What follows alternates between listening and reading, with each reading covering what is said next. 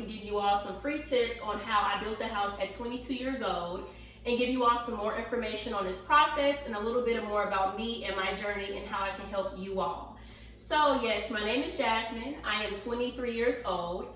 It took me 5.5 months to build my home, so I did actually start building at 22 years old. And by the time I was 23, I had already closed. I want to talk about my occupation a little bit, but I'm going to do that in another video. I know I've been getting a lot of questions about what do I do for a living? Am I rich? Do I come from a wealthy family? To answer those last two questions, I am not rich and I do not come from a wealthy family. So right now I'm just going to talk about this first 7 steps that I feel are best given for advice as far as, buying your first house and things that you really need to start with, the core values of what you want to make sure you have on lock before you even think about this process, and if you really want to start this process. So this first step here I have down is that we're going to focus on debt to income ratio. So essentially what this means is that you want to have less debt than what you actually make for a living. So for example, let's say you make $100,000 a year. I personally feel like the most your debt should be is maybe $25,000 if you make about $100,000 a year. Now this is excluding student loans, because I know I don't personally have any student loans, but I know that when you go into certain home buying, the process, sometimes I think that's a little different and may or may not be excluded. So I can't give any, tips as far as like student loans. But when I say debt to income, ratio, I'm simply talking about credit cards, loans, things of that sort that you may have racked up or that you may have there. The lower your debt is, the more that you'll get approved for. For instance, let's say you make $100,000 and you have no debt. Let's not just say 100, because I do know that the percentile for people making 6 figures a year is a little smaller than normal. So let's just say something more realistic. Let's say you make $70,000 a year and your debt is at 0. You're going to get approved for more house and more money because you have no debt. If you make $70,000 a year, but yet your debt is $30,000 in, that's a different story. They're going to approve you for less, if any at all, because you owe so much money back. It's like, how can you, budget and financing a home or cars or things of that sort. So you want to make sure that when you go into the home buying process, that your debt is as small as you can get it before you actually apply, because the less that you have, the more money that you will receive from a loan or a lender. Then you want to make sure that you have a good job history. So I noticed that in my home buying process, almost every lender I look through, they prefer 2 years of consistent history at your same job, at your same place of employment. Now, I noticed that if you did not have 2 years of consistent history at your place of employment, they want to average out your income, and sometimes that throws the numbers off on what you may or may not get approved for. So personally, the best tip I can give you as far as your job history, try to have 2 consistent years of employment. I had exactly like 2 years and I want to say like 3 months of, employment at my job. Have somewhere around that and you'll be just fine. Then you want to start on your credit early. I always tell my friends, it is definitely best to have some credit than no credit. Because of course, in adult life, this isn't back in the day. Cash isn't king. They look at everything now, especially when it comes to your credit score. They look at your credit score if you want a job. They look at your credit score if you want a house, if you want a car, if you want a loan. They're checking that. So what I recommend is that even if your credit score is low, even if it's 500, that's better than having nothing. You want to give lenders and potential people that's going to lend you out this money the option to look at your history and say, is she good with making payments on time? Is she, productive? Is she using her credit the right way? Is she using it for the right things? How often? What is she spending her credit on? You want to, you want to give them a chance to look at that and see if they really want to trust you with that much money. And then also another thing as well is that you want to start to finance out small lines of credit. So that's either a car. I know me personally, when I was 18 years old, I got my first credit card.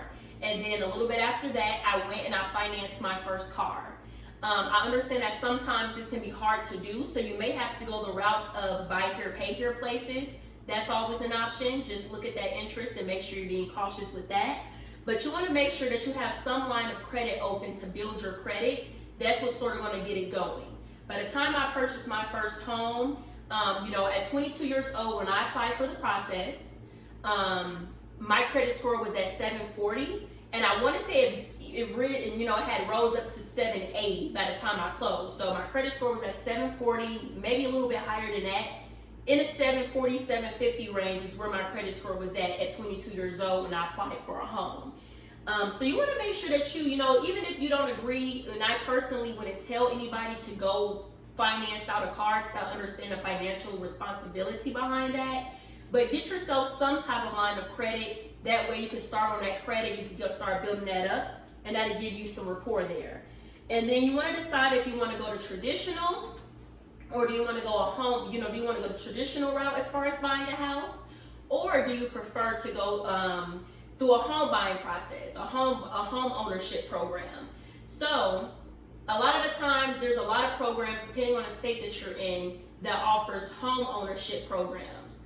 Now this is something I was originally interested in, but I honestly didn't have the time on my end to go through this program. Typically, if you're going through a homeowner program, you're going to spend about 5, 6, 7, up to, months up to a year trying to, get this approved and actually move into your first home. Like I said, personally, on my end, I didn't have that type of time because I did buy a house during COVID, and this was right before the market spiked.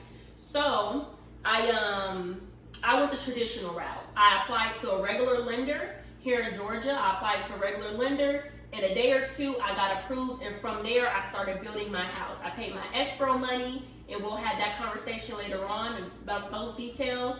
But I applied to a lender. Less than 48 hours later, I was approved, and it was that simple for me. Then you would at least have, I personally recommend that you really shouldn't start looking for a house unless you have 6 months of emergency money saved up. Now, the purpose of emergency money is that you want to make sure that when you move out, you're taking this big step of owning a home, having something in your name, that you can take care of it and that you won't have any issues. I am a big sayer, and I'm a big believer that life happens to everybody. Nobody's perfect. None of us are, none of us are exclusive from life happening to us. It happens. So I recommend personally that you have at least 6 months of emergency funds to fall back on, just in case you get in that house and something were to happen. If you can't afford 6 months, I think buying a house or building a house is very tangible. So I say even 2 to 3 months. Have at least 2 to 3 months to fall back on of emergency funds, just in case that's something that you need. Now, the last thing I want to say here, which this is step 7, and this is just small little tips and advice I'm giving to you in the meantime, and I'll go into deeper depth about all of these, and I'm answering any questions that you all have. I understand you all have a lot of questions. Please let me get back to them, and I'm going to try to get back to it in a timely manner. So, step 7 is there is no certain percentage that you have to pay down or pay to close on a house in order to get a house. Now, let me go into a little bit depth about this. Sometimes you see people, the recommended amount to pay down is 20%. If you can afford 20%, that's the best thing to put down. In my case, I did not put 20% down. Quite frankly, if you go through a home ownership program, sometimes you need 0 down on a house. Me personally, I'm going to give you my dollar amount on what I spend. So there's no certain percentage. There's, it's not, oh, I need 10% of the home, or I need 30% of the home. This is definitely tangible. It's doable for me. It's doable for you. So I recommend that you all just continue to, stay with me and grow with me as I, get hip to TikTok and all these different social media platforms. So I can give y'all some more free tips, some more free advice, and I can help you all out on making sure that this is possible for you all, because it definitely is.